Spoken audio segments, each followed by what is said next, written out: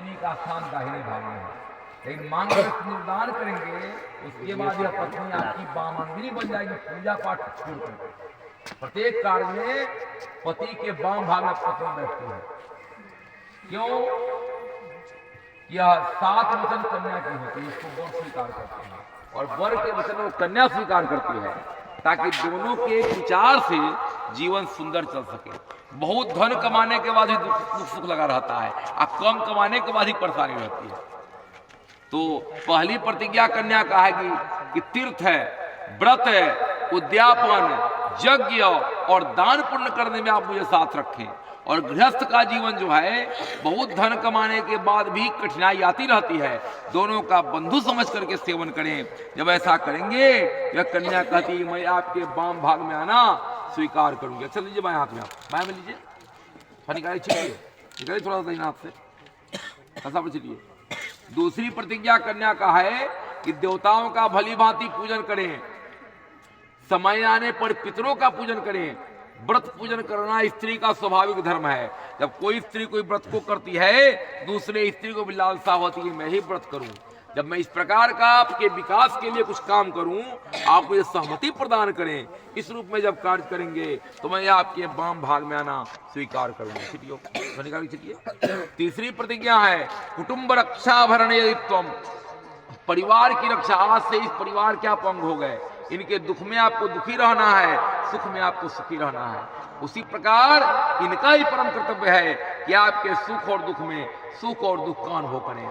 जिस प्रकार अपने माता पिता का सम्मान करते हैं, प्रतिष्ठा देते हैं, कन्या कहती कि मेरे माता पिता का भी सम्मान करें। इस रूप में जब कार्य करेंगे तो मैं आपके वाम भाग में आना सहर्ष स्वीकार करूंगी। ठीक है। चौथी प्रतिज्ञा है आय व्यय धन धनाधिका नाम। आय मन होता है आमदनी, व्यय मन होता है खर्च। आज तक जो धन कमाते थे अपने मन से खर्च करते थे, पिताजी से संपर्क साध करके खर्च करते थे। यह कन्या कहती है कि मैं आपकी अर्धांगिनी बनने जा रही हूँ, ये सबसे पूछे और मुझसे भी राय विचार करके कार्य का संपादन करें, खर्च करें और मुझे स्थान, उत्तम स्थान प्रदान करें। जब ऐसा करेंगे तो मैं आपके वाम भाग में आना अवश्य ही स्वीकार करूंगा। पांचवी प्रतिज्ञा देवालय राम राघूप। दिवालय माने मंदिर, आवश्यकता से धन अधिक हो तो मंदिर बना दें। गरीब की कन्या है, पैसा का रंगा पड़ रहा है, कुछ रुपयों से उसकी सहायता करें। बेसहारा को सहारा दें, प्यासा को पानी पिलावें। इस रूप में जब धन खर्च करेंगे तो मैं प्रसन्न रहूंगी और मैं आपके वाम भाग में आना स्वीकार करूंगी। छठी प्रतिज्ञा, शास्त्र कहता है कि विवाह के पहले नहीं कमाइएगा काम चलेगा, विवाह के बाद कमाना ही है। कहाँ कमाना है? देश अथवा विदेश में कहीं भी जाकर के धन का उपार्जन करें। धन को 3 भाग में बांट कर खर्च करें। एक भाग धन का हो पारिवारिक भरण पोषण में खर्च करें, परिवार के साथ आनंद का जीवन जीना चाहिए। और दूसरा भाग धन का हो भाई बहन का शादी विवाह में खर्च करें। तीसरा भाग को संचय करके जमा करके रखें। इस रूप में जब करेंगे वह कन्या कहती है कि मैं आपके वाम भाग में आना अवश्य ही स्वीकार करूंगी। ठीक, सब ले लीजिए हाथ में। अंतिम प्रतिज्ञा कन्या का है कि आपके साथ मेरा पति पत्नी का रिश्ता हुआ, इस नजर से दूसरे स्त्री को न देखें तो मैं आपके वाम भाग में आना अवश्य ही स्वीकार करूं। ठीक है। उसी पर ऐसी नहीं है कन्या की प्रतिज्ञा, दोनों के विचार से जीवन चलता है। तो वर की प्रतिज्ञा है बागीचा जाना, पार्क जाना, अंत में तो पिता घर में जाना हो तो मेरी इच्छा के बगैर नहीं जाना।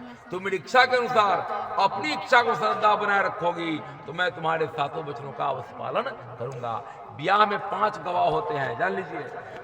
सब लोग, बहुत बात होती है जीवन में, लेकिन सब बात को भूल करके पति पत्नी का जो टूट रिश्ता है उसका पालन करना चाहिए।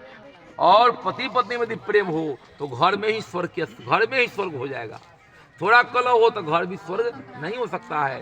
5 को साक्षी हैं, कलश पर छीटे विष्णु, अग्नि, ब्राह्मण, भाई बंधु और एक इस बात ध्रुव तारा। आप देखिएगा वर कहता है कि 5 के सामने तुम मेरी पत्नी बनी हो, इस प्रकार मुझे संतोष हो, ऐसा कार्य करना, तो मेरे घर जाना, मेरे भाई बंधु के साथ आदर पूर्वक भक्ति भाव रखना। जब ऐसा करेंगे जीवन में जो रास्ता कठिन से कठिन होगा उसको भी आसानी से हम लोग तय कर लेंगे।